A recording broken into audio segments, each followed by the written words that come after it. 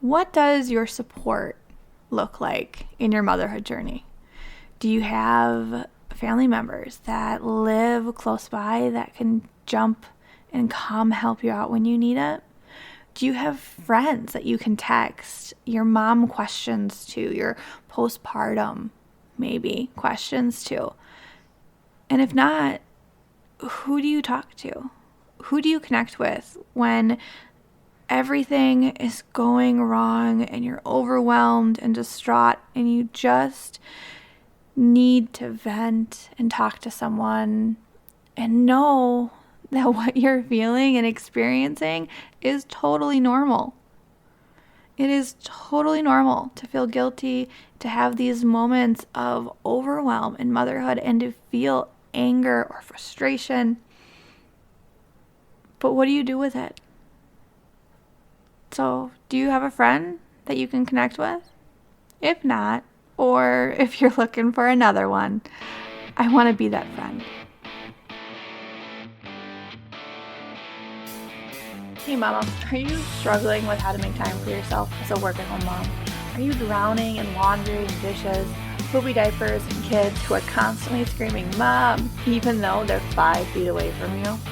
I get it. I'm Jessa Raye, and this is Caught Up in Motherhood, where I want to help you set priorities, create boundaries, ask for help, and learn to love yourself in motherhood again.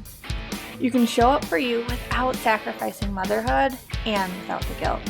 So if you're ready to be caught up in motherhood, then go grab a fresh cup of coffee and that laundry basket sitting in the corner. Don't worry, I've got mine too. And listen in to today's episode. So I recently had my third, and it's really got me thinking about the postpartum period, the adjusting to becoming a mom or becoming a mom with multiple kids, just this whole new chapter, right? And when we get into this new chapter of our life, it's like starting over. There's all of these things that we need to do and redo and figure out how to do it again. Like, how do you make dinner with 3 kids versus 2 kids or 1 kid? Making dinner when you have to nurse around the clock. Or how do you run your business? Record a podcast episode, go to the bathroom, take a shower. Now that you added these babies, these kids into your life. And in the beginning, it's hard and you're just learning how to survive. And then one day you master it to some degree and you just feel confident in what you're doing and like, okay, I got this. And then things change. You go through sleep regression. Now they're a toddler, they're teething, something happens, and that confidence in what you're doing changes or goes away. Maybe you start crying just because you feel like you finally got it and you lost it again. And I know for me recently, having my third has been a big adjustment because I have a 4-year-old, a 1-year-old, about 15, 16 months now, and the newborn.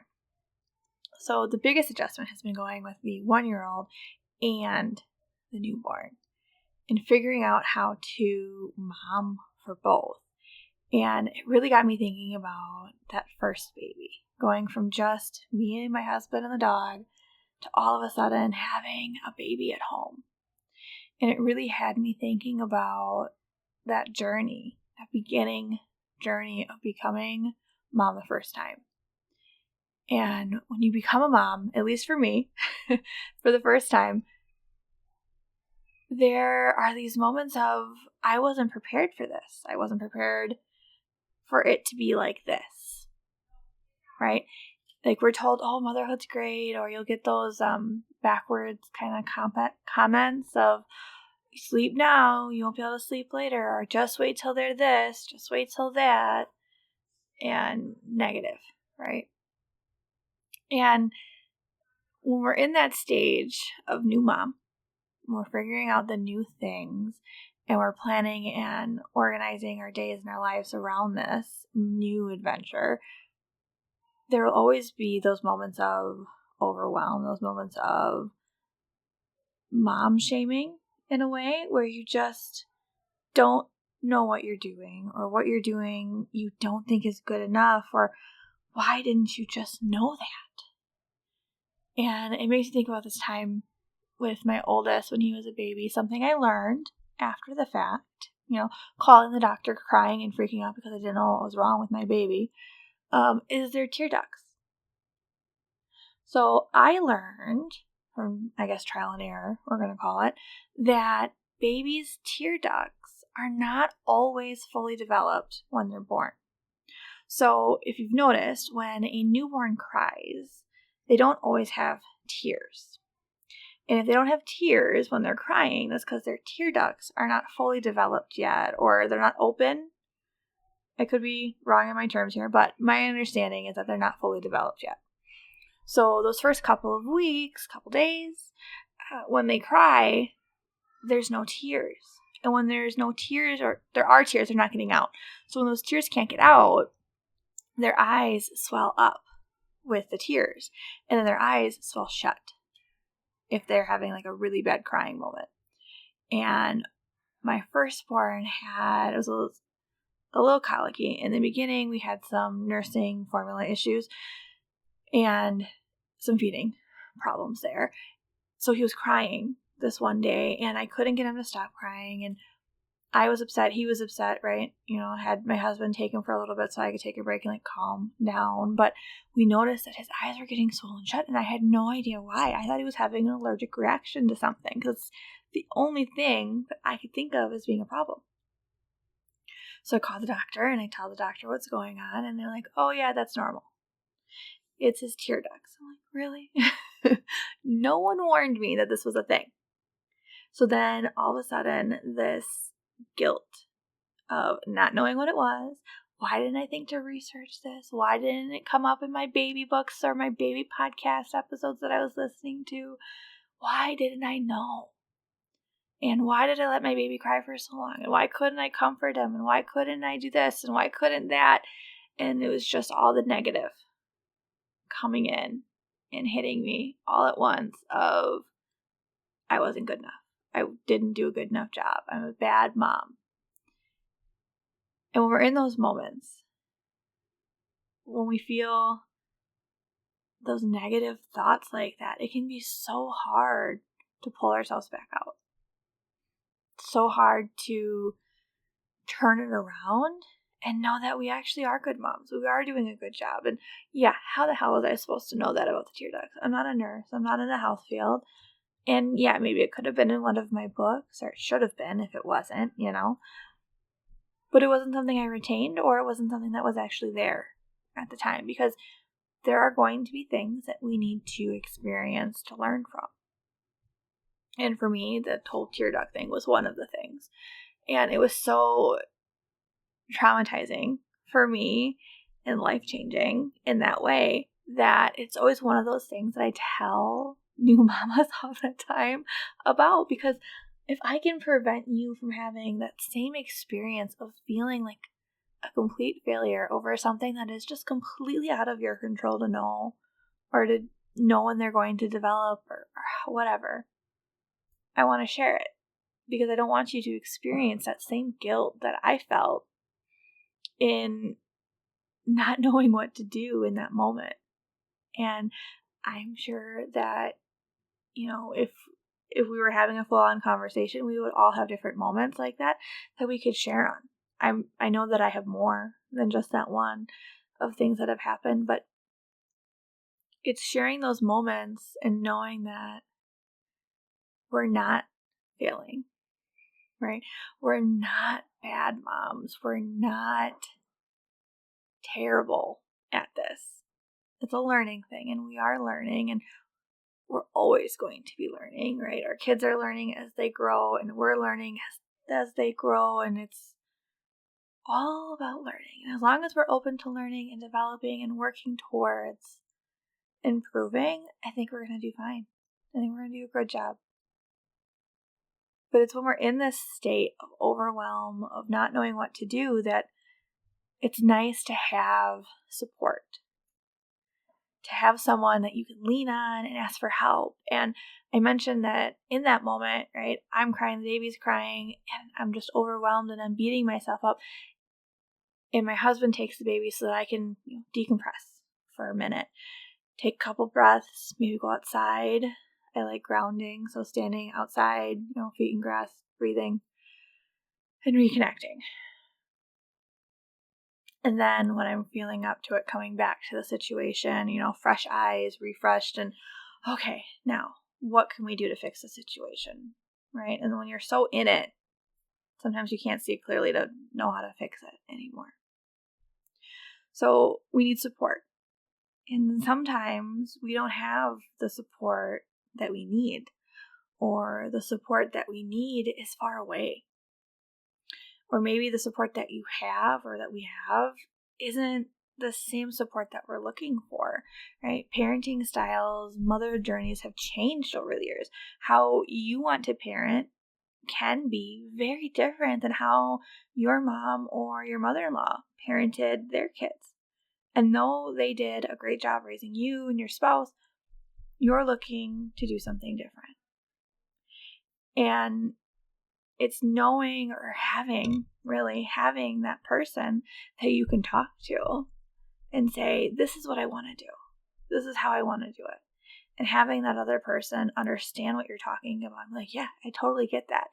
And being able to bounce those ideas off of them or have them really show the support that you need to know that you're moving in that direction that you want to move in. Not necessarily I don't want to say correct direction, because our journeys are all going to be a little bit different, right? You could decide that you want to do 0 electronics until a certain age, and your neighbor could decide that they want to do screen time and online schooling, right? No two journeys are going to be the same, and no path is going to necessarily be the path. It's going to be the path that's meant for you and your family. And the best person to know what that path is going to be you. But it's having that supportive person to help guide you down that path and help guide your mindset and your word choice and how you talk to yourself through that process. That's important. It's having that best mom friend at your beck and call. Well, maybe not beck and call, but, available to you to kind of just help you out, where you can talk to them about dirty diapers and colors, right? Nursing versus formula fed. Such a difference. Or talk about tear ducts. Or maybe just talking about postpartum and the guilt, the mom guilt that comes on of maybe you took maternity leave and you're feeling guilty because you're not contributing financially to your household in this moment. Maybe you're feeling guilty because you're giving the new baby attention, but you're not giving your older children attention, or they're not getting the same attention that they got before, and you're feeling guilty because to you, it's not good enough. You're not able to give them what they had before the new baby showed up. And now you're beating yourself up thinking, it's not enough. I'm not doing enough. This isn't enough. Why can't I just vacuum the floor? And it's in those moments where you're feeling frustrated and defeated that you just want someone to talk to about it, who can say, yeah, it's okay. That's totally normal. Take a deep breath. Let's do this one step at a time. Let's do X, Y, Z. Tomorrow, let's do this. And just kind of coach you through your day, coach you through those moments of overwhelm and frustration and just not knowing what to do next, and knowing that you have this friend there to help you through it. And I know for me, when I had my first, having someone like that around would have definitely been life-changing. Now, I was the first of my friends to have kids. So I didn't have a best friend to text and ask those questions to. I was fortunate that I had a friend who's a nurse, so I could ask some of those medical questions, right, to her, but she's not a pediatric nurse, so her knowledge was also limited, but she did her best, and I was so grateful for that. But I didn't have that mom friend that was a mom, right? I was the first, so I was kind of paving the path and figuring it out, and the support that I had, which was great support, I still have it today, was my mother and my mother-in-law, and then my oldest sister-in-law has children as well. So I had some support, right? But not necessarily that kind of girlfriend to girlfriend support that you kind of want at times, where you can just be completely honest and blunt. Like, there's some things that maybe you're not going to want to talk to your mom or your mother-in-law about, right? So having that girlfriend support sometimes just isn't there. And when you crave it and you need that support, what are you supposed to do and how are you supposed to get it? It's because of that feeling, because of those moments that I felt lost and really in need of a friend, that I decided that I wanted to do this podcast. And if you've listened to other episodes, we've talked about other pieces, and I've been on my own journey here trying to figure out exactly what this podcast is going to be about and exactly what I want to help moms with. And it wasn't until having my new baby that I really got to see myself a little bit clearer and what it is that I want to help you with. And I want to be that friend. I want to be the one that can help you through this journey,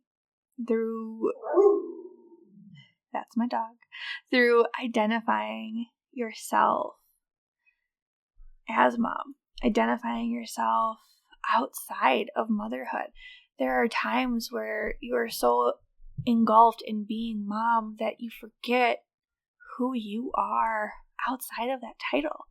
When was the last time you hung out with a girlfriend or gone out and done something for yourself? I know, especially with that first, there were those weeks, months where I did nothing necessarily for myself. It was all for the family, for the kid, for the dog, for the husband, whatever. It wasn't for me. And having someone there to help remind me to think about myself a little bit more would have been game-changing in the beginning. Having someone there to help me know that what I was doing and getting rid of that guilt, that mom shaming, and having confidence in my motherhood journey would have really been helpful. So my goal here is to be that sounding board, to be that friend that you can rely on and talk to and go to for your mom questions and your mom worries, right? Tell me what keeps you up at night. What are you worried about with your children that you just can't get out of your head and it's interrupting your sleep? What are the things that you loved doing before having kids and somehow you just haven't been able to get back to it? Is it snowboarding? What is it that you're trying to do that you haven't done in so long? When was the last time you went on a date with your spouse?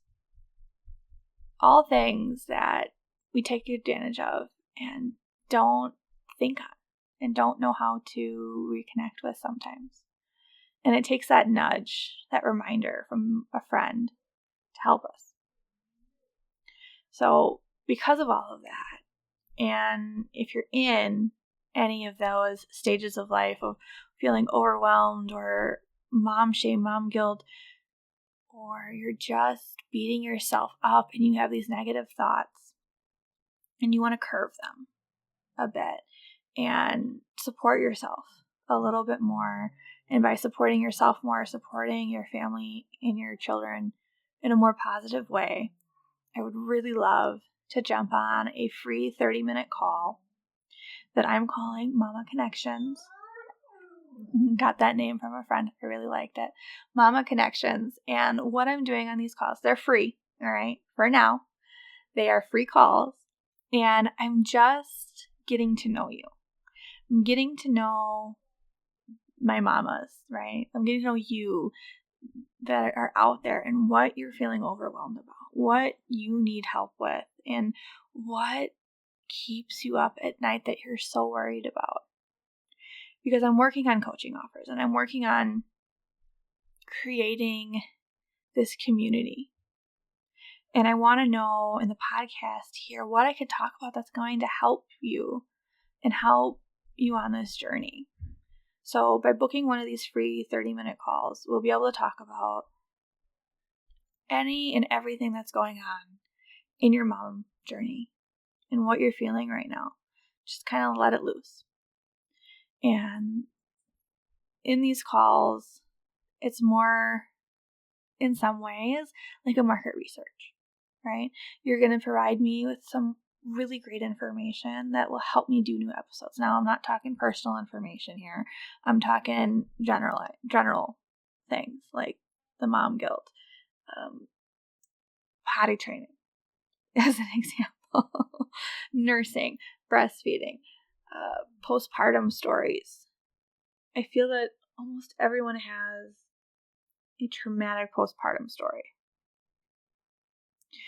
And sometimes we just need to get it out to be able to heal from it and move on. But whatever it is that is making you feel guilty or giving you these negative thoughts about yourself, I'd really love to connect and talk to you about it and see what we can do to help curb that a little bit. I want to give you a win. I want to give you something that you can do to help curb that a little bit. So, in the show notes, I will have the link to book a quick 30-minute call with me, and I really hope that you'll take the time to book a quick call and we can connect and just talk about your motherhood journey, where you're at with it. Maybe become closer friends too. And don't forget that you can always connect with me on Instagram or in my Facebook group. If you're looking for me on Instagram, I changed my handle to the Jessa Raye. It's something a coach told me that I should do, so hopefully that helps. Go on Instagram and you can follow me, message me. I'd love to talk to you on there as well at the Jessa Raye. Until next time, don't forget, you got this. Hey Mama, thanks for hanging out with me today. I know you have a lot going on, and I appreciate you taking the time to listen. I hope this episode gave you new energy to tackle the day. If so, could you leave a review and subscribe to the podcast so that you never miss an episode? That would mean the world to me. I'd also love to connect with you on Instagram, so send me a DM and let me know if this episode was helpful. I love hearing from you. Remember, Mama, you got this.